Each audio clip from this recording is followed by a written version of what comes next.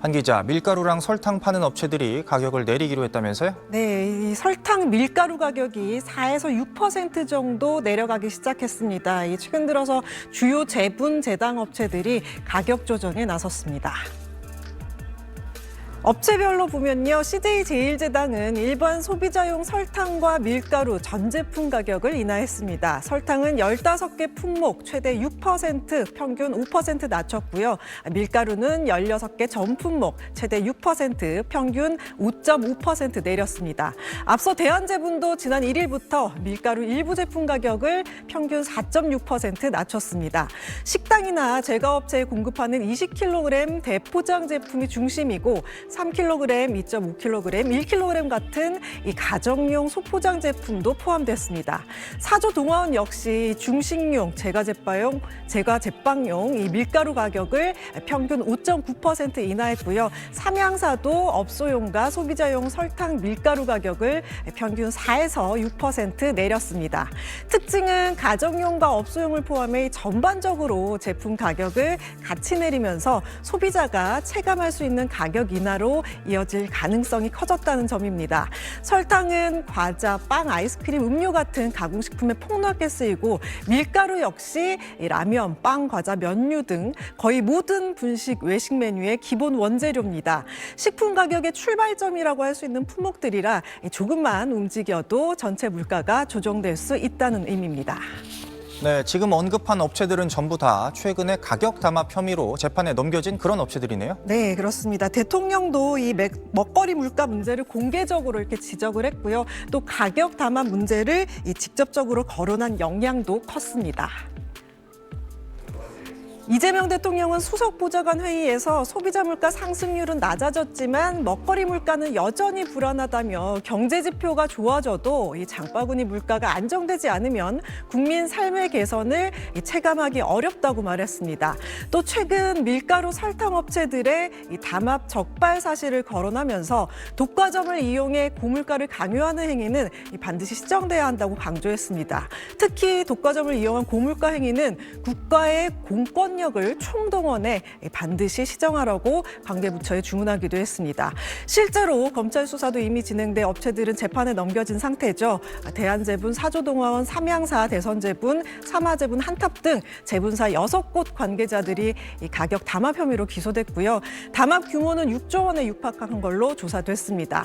CJ제일제당과 삼양사 등 제당사들도 3조 2천억 원이 넘는 이 설탕 가격 담합 혐의로 기소된 바 있습니다. 이런 수사와 기소가 이어지면서 업체들이 잇따라 가격 인하에 나선 것으로 볼 수 있습니다.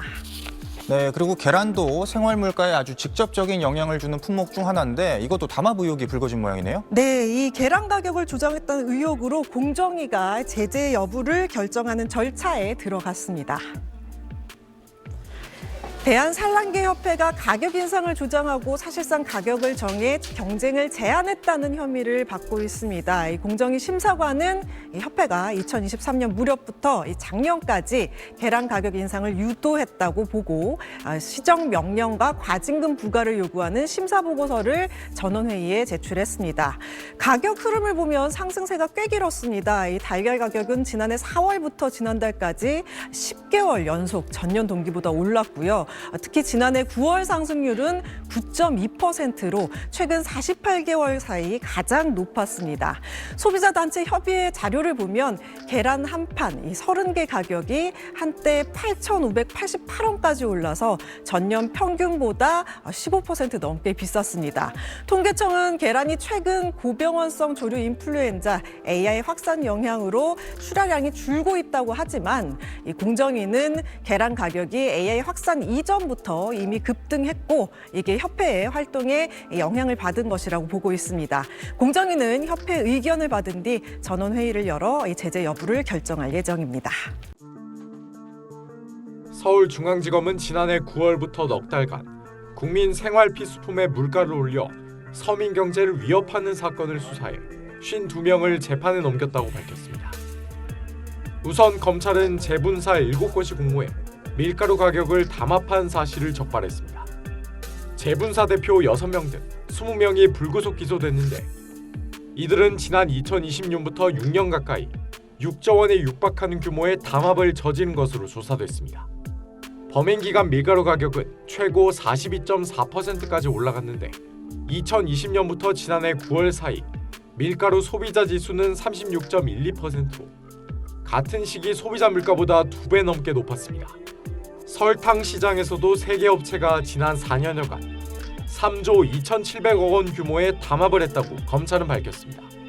담합을 주도한 국내 1, 2위 업체 대표급 임원 2명을 구속하고 다른 관계자 등 13명을 재판에 넘겼다고 수사당국은 설명했습니다. 이들은 설탕의 원재료 가격이 올라갈 때는 즉각 반영하고 떨어질 때는 과소 반영하는 식으로 소비자에게 물가 변동 여파를 전가한 걸로 드러났습니다. 담합으로 설탕 가격이 최고 66.7%까지 치솟아 그 피해가 모두 소비자에게 전가된 사실을 확인하여 서민 경제를 교란한 담합 사범은 반드시 엄벌한다는 정부의 강력한 메시지를 시장에 전파하였습니다. 이외에도 검찰은 2015년부터 2022년까지 한국전력공사에서 발주한 입찰 145건에서 사전에 낙찰 가격을 협의하는 방식으로 미락한 업체 10곳을 적발했습니다. 이들의 담합 규모는 6,700억 원, 부당이득은 최소 1,600억 원에 달하는데 검찰은 4개사 임직원 4명을 구속 기소하고 15명을 불구속 기소했습니다. 업체들끼리 담합을 하면 물가 상승으로 이어지고 그 피해는 소비자에게 전가되기 때문에 엄벌 필요성이 크다는 지적도 나오고 있습니다. 검찰은 미국에서는 개인이 담합에 가담하면 10년 이하 징역이나 100만 달러 이하 벌금이 내려지는데 우리나라에선 3년 이하 징역이나 2억 원 이하 벌금으로 낮은 법정형이 내려지고 있다고 밝혔습니다. SBS 김덕현입니다.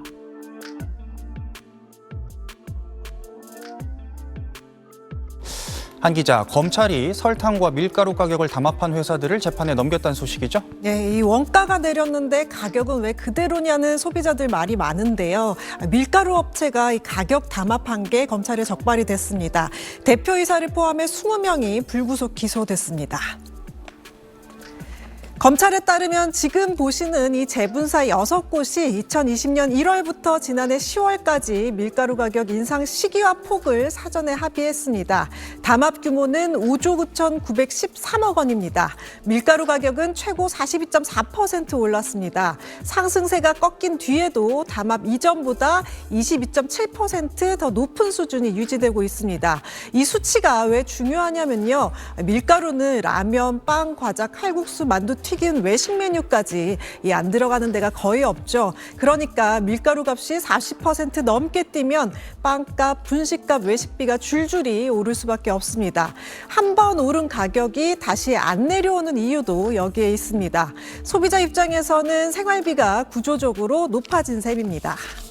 네, 이재명 대통령이 잘한 수사라고 칭찬을 하면서 이렇게 올라간 물가를 안정시킬 방안도 한번 찾아봐라 이렇게 지시를 했다고 하더라고요. 네, 이 설탕도 시장도 상황이 거의 비슷합니다. 설탕 역시 몇몇 업체가 시장을 과점하는 구조인데요. 여기서도 가격 담합이 확인됐습니다. CJ제일제당과 삼양사 등은 설탕 가격 인상 시기와 폭을 서로 미리 정했습니다. 담합 규모는 3조 2,715억 원인데요. 대표급 임원 일부가 구속 기소됐습니다. 검찰은 업체들이 공정위를 공선생이라고 부르며 연락을 피하고 하드디스크를 망치로 파손하라는 증거 인멸 지침까지 내렸다고 밝혔습니다. 설탕 가격 역시 담합 발생 이전과 비교하면 최고 66.7% 정도 상승했는데요. 설탕은 더 체감이 크죠. 음료, 빵, 아이스크림, 초콜릿 소스, 가공식품 대부분에 들어갑니다. 설탕 가격이 60% 넘게 오르면 이 편의점, 카페, 마트 가격이 전반적으로 뛸 수밖에 없습니다. 그래서 왜 음료 하나, 과자 하나 다 비싸졌지? 이 느낌이 생긴 겁니다. 밀가루와 설탕 담합 규모를 합치면 거의 10조 원 넘게 달하고요. 검찰은 부당이득을 각각 수천억 원대로 보고 있는데요. OECD 기준을 적용하면 밀가루 같은 경우는 약 9천억 원에 달한다는 계산이 나올 정도입니다. 결국 그 부담이 고스란히 소비자로 넘어온 겁니다. 우선 제가 궁금한 거 아까 과징금을 400억 했다는 게 어떤 거에 대한 400억이에요? 한전의 가스 절연 개폐 장치 담합 사건. 오늘 이 사안 아니고 이 사안까지 한전의 입찰 담합 이 얘기하는 그 상황 맞습니다. 그 사안입니다. 담합 규모가 6,776억인데 400억 했으면은 몇 프로이기? 391억, 정확한 액수는 391억이고 7%밖에 안 돼. 예, 그렇습니다. 왜 7%밖에 안 했어요? 여기 20%까지 할 수 있다면서요? 그러니까 상한은 20%인데 현재 시행령이나 고시가 감면 규정이 많습니다. 그래서 그럼 그거 빨리 고치십시다 그러면. 예, 시행령 이건 전에 고시- 한번 얘기했던 건데. 맞습니다. 예. 근데 왜 아직까지 소식이 없어요? 고치는데 상반기에 고치도록 하겠습니다. 고시 뭘 상반기에 해요? 지금 바로 하지.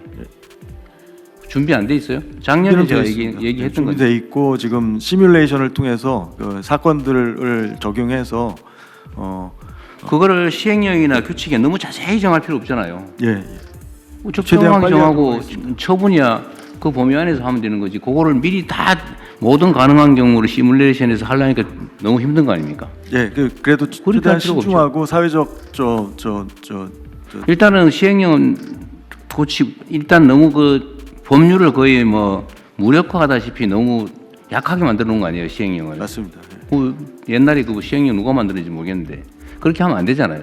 일단 그거부터 빨리 고치고 예. 더 세부적인 게 필요하면 규칙, 처분 규칙 이런 걸로 정하고 그 안에서도 재량으로 사안별로 행정관청이 정하면 되는 거지. 그 왜 시행령에다 자세히 최대한 빨리 고치게. 네, 최대한 빨리 하십시오. 한 기자, 앞으로 기업들이 잘못을 하면 아주 큰 재정적 부담을 지우게끔 법을 바꿀 거라면서요? 네, 지금까지는 담합을 하게 되면 과징금 한도가 이 40억 원이었다면 앞으로는 100억 원까지 한도가 올라갑니다. 또 여기에 매출 기준으로 정하는 정률 과징금 비율도 20%에서 30%로 함께 올라갑니다. 담합은 이 기업들이 가격이나 생산량을 서로 짜고 맞추는 이른바 이 짬짜미를 통해서 경쟁을 하지 않게끔 제한하는 행위잖아요. 단순히 기업들끼리 문제처럼 보일 수 있지만 경쟁이 없어지게 되면 결국 소비자의 선택권이 줄어들게 되면서 소비자가 비싼 가격을 떠안게 됩니다. 그런데 그동안은 이 과징금이 상대적으로 낮다 보니 대기업 입장에서는 걸려도 감당할 수 있다. 사업하다 보면 생길 수 있는 비용 이렇게 받아들여졌다는 지적이 많았습니다. 그래서 이번에는 과징금 한도를 아예 크게 올려서 다시는 시도하기 어렵게 만들겠다는 메시지를 분명히 한 겁니다. 네, 뭐 계속해서 같은 맥락의 얘기죠. 네, 이 소비자 권익을 높이기 위해 강화되는 과징금 제재가 또 있는데요. 그중에서도 개인정보, 그중에서도 위치정보입니다. 앞으로 이동통신사 등이 위치정보 유출을 막기 위한 보안 조치를 제대로 하지 않을 때에는 과징금 한도가 4억 원에서 20억 원으로 5배 뜁니다. 위치 정보는 어디에 살고 있는지, 어디를 자주 다니는지, 언제 이동하는지까지 알 수 있는 굉장히 민감한 정보입니다. 한번 유출되면 사생활 침해를 넘어서 범죄에 악용될 위험도 적지 않습니다. 그런데 지금까지는 이런 관리가 허술해도 1년 이하 징역이나 벌금 2천만 원 정도로 처벌하는 규정이어서 대기업 입장에서는 부담이 크지 않다는 지적이 많았는데요. 그래서 이런 방식의 처벌로는 기업에 충분한 압박이 되지 않는다는 평가가 이어졌습니다. 대통령도 이와 관련해서 규정을 위반하면 회사가 망할 수 있다는 생각이 들 정도의 경제 제재가 필요하다고 언급한 바 있는데요. 이런 문제의식들이 이번 제재 강화로 이어졌습니다. 이 밖에도 광고로 소비자를 교묘하게 속이는 행위나 전자상거래에서 소비자 보호에 관한 법률 위반에 대해서도 과징금을 강화하거나 현실화하기로 했습니다. 이번 대책은 형사처벌보다는 과징금을 크게 올려서 기업이 실제로 조심하게 만들겠다는 방향으로 설계됐습니다.